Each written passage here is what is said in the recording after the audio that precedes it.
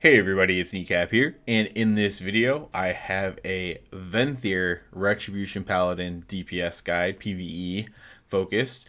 This was actually an idea from someone in the community, and one of those times where you read the comment and you go, wow, that's a really, really good idea, because we have a bunch of good Prot and Holy Paladins playing Venthyr who might want to know how to play Ret a little bit better if they choose to play Ret for whatever reason as their Venthyr, just to change things up or whatever the case may be. So that's what this guy's going to focus on. Now, as always, if you just want the very basics of how the class works, I kind of go over that in the 9.0 Ret Paladin guide. I also talk a little bit about Venthyr there as well. In BFA I did 8.0 where I go over the basics of the way Paladin works in Battle for Azeroth. So if you want the very basics, you're just going to have to go there. It's not really worth rehashing that. So this is more of talent choices, stats, conduits, soulbinds, things like that. Choices that you can make to make your character better. A little bit of rotational stuff as well. But yeah, let's go ahead and get into this. So I guess we're already here in the Covenant. We'll just start off with the Soulbinds. So I don't have everything unlocked. Unfortunately, this is my second Paladin. That's Venthyr. And so I don't have everything unlocked here. But I do know everything as far as, what to take. So that's fine. I'll put up some images of like the conduits I don't have unlocked and stuff, so you can kind of actually see them for ease for yourself there. Now, actually, Nadja and Theotar simulate pretty equally for Venthyr. Soothing Shade, you do have to step inside the parasols or whatever. So I think most just play Nadja. It's just a little bit easier, and they're virtually the same. So you don't have to worry about it too much. So let's just say you're playing Nadja. I have my holy stuff socketed in here, but you're going to go left, down. You're just going to grab the potencies, of course. It doesn't really matter. You're just grabbing the potency conduits and socketing them in. Nadja doesn't require you to play any certain way. There's nothing you have to pick up. Thrill Seeker is just in combat, and Fatal Flaw is just at the end of Thrill Seeker. So nothing special you have to do, like gathering orbs with Pelagos or facing your doubt as the Kyrians do. So you'll just want to socket in Virtuous Command. That's the one that I do have. That's still a really good one. And then you'll have Templar's Vindication, which is your Templar's Verdict damage. And then you'll have Expurgation, which is your Blade of Wrath.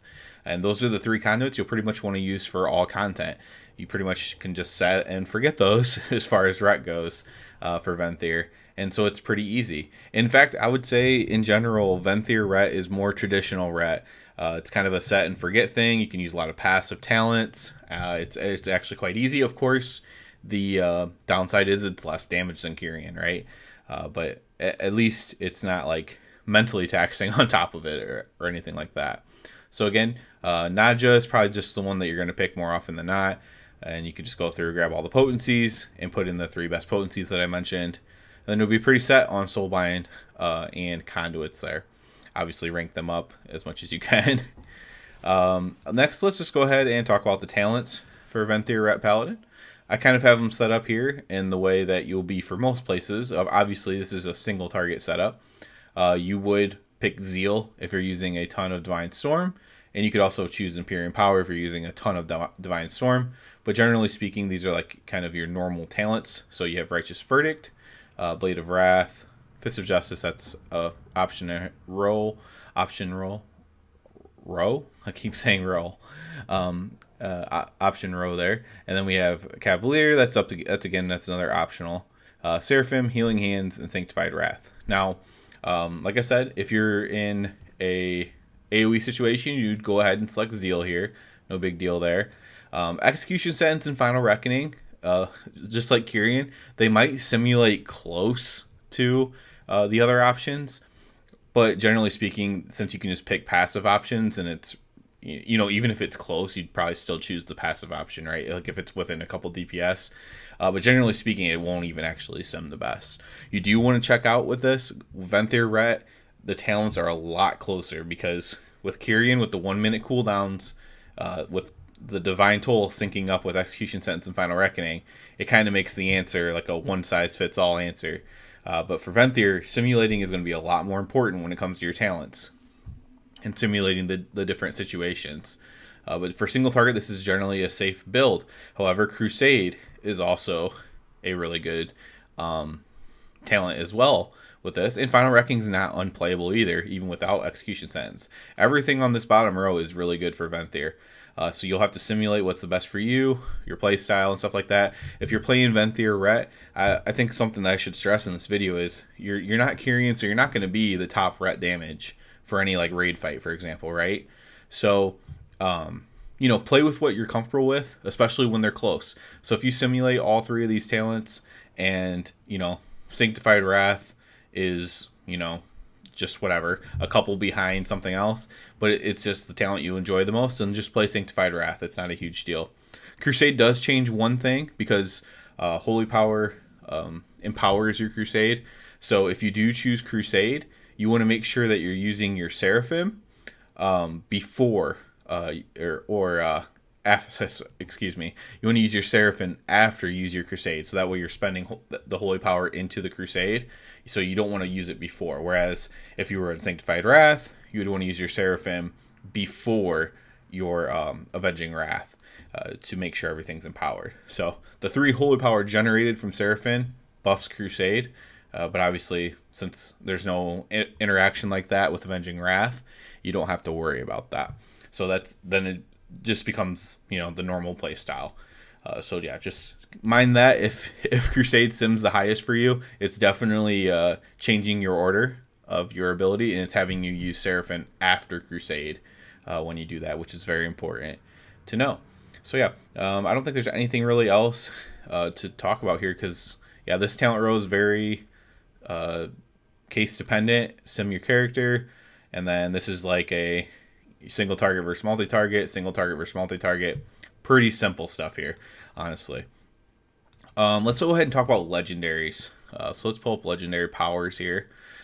So basically there's 2 main legendaries you're going to want to focus on for Venthyr Ret, and then like a third one that's also optional. I personally probably wouldn't use it. I'd just stick with the more conventional one, but and they're all 3 right here: Tempest of the Lightbringer, Final Verdict, and Mad Paragon. We'll talk about Mad Paragon first. This is the best one. Mad Paragon, Hammer of Wrath deals 30% additional damage, and extends the duration of Avenging Wrath by 1 second. This syncs pretty good with Crusade, because you get more Hammer of Wraths off, and so then you're able to extend your stuff even more. So it just becomes much better with the huge haste buff that Crusade gives you. So Mad Paragon is the best overall legendary. You'd want to use this in most situations. Like if you're AoEing a little bit, for example, you'd still want to use Mad Paragon. If you're AoEing a lot, that's when you'd use Tempest of the Lightbringer. And then Final Verdict, you can, and some people do use this for straight single target. However, again, I just think Mad Paragon's better all around. If you cast even 1 Divine Storm, Final Verdict loses a lot of value, whereas Mad Paragon will never lose value as long as you're using your Hammer of Wrath all the time, which you should be doing as a Venthyr, since it syncs with your Ashen Hollow anyways. Hammer of Wrath is just your most important thing. Even if you play Holy or Prot main, you know how strong Hammer of Wrath is with Ashen Hollow especially.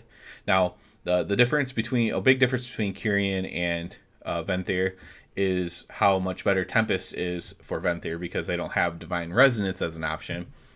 So like when you're doing Mythic Plus, for example, pretty much every Mythic Plus you can safely just wear Tempest of the Lightbringer.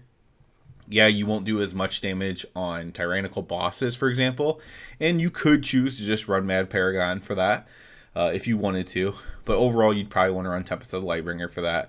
It's the best AoE option, because you don't really have, Mad Paragon is a multi-purpose for sure, but if you're doing heavy AoE, you definitely want to go with Tempest of the Lightbringer. So it's mostly those 2, and some people do use Final Verdict, but I don't think it's actually that wise of an option for Venthyr. So other than that, I guess we'll talk a little bit about rotational stuff, just in case people need help with that. So obviously you're going to start off with your Ashen Hollow, and then that's going to start off everything else like normal. So then you would use your Blade of Wrath. I don't even have my abilities on my bar.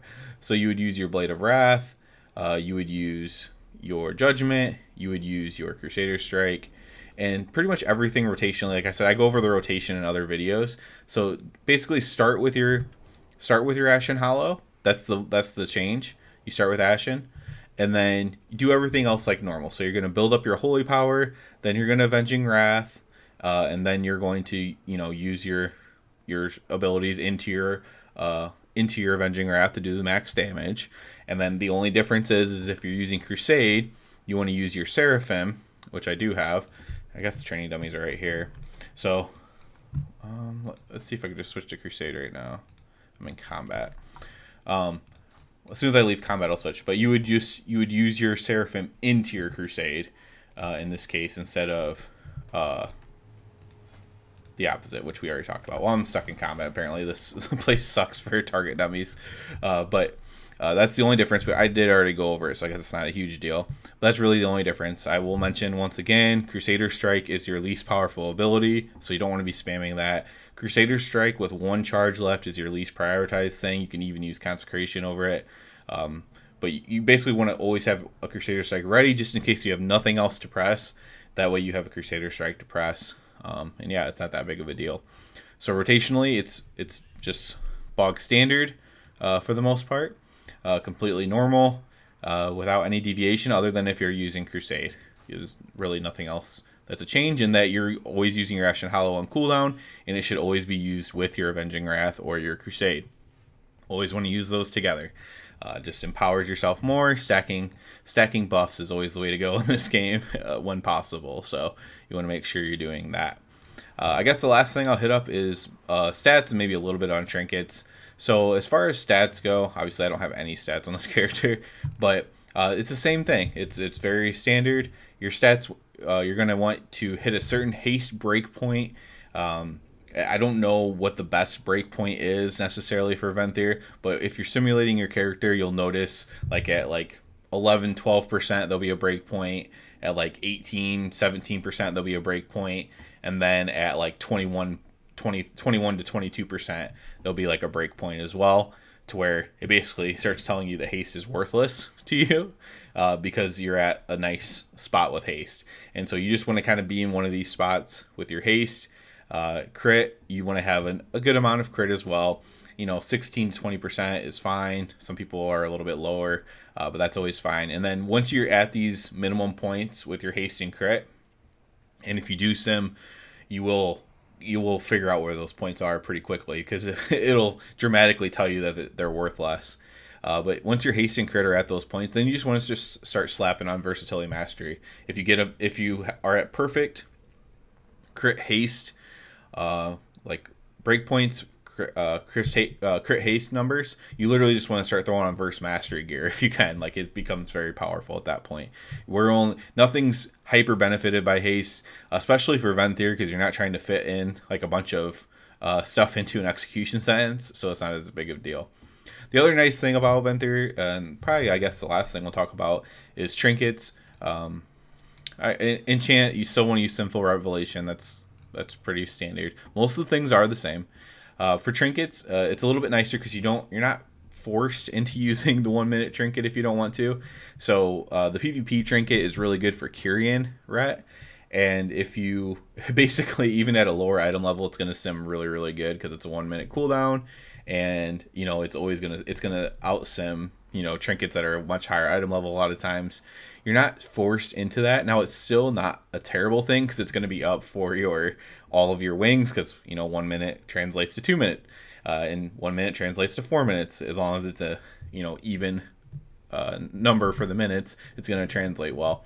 So it's not a terrible trinket by any means, but your trinket options are a little bit more open. A powerful 2 minute trinket's really good for Venthyr as well, and you really will have to simulate your trinkets more than you have to for Kyrian, just because again, Kyrian's always going to be, you want a really really strong 1 minute cooldown if possible, just because it's always going to be effective over short battles, long battles, whatever you're doing, whatever content you're doing, it's always going to go into your 1 minute windows, and so it's great. Venthyr, it's a little bit different because you have really strong 2 minute windows and you have like ultra strong 4 minute windows. So your trinkets are going to kind of depend on how it fits into those. So passive trinkets, Same things as normal. The Ooze is still really good. The Old Warrior Soul from Sylvanas is really good.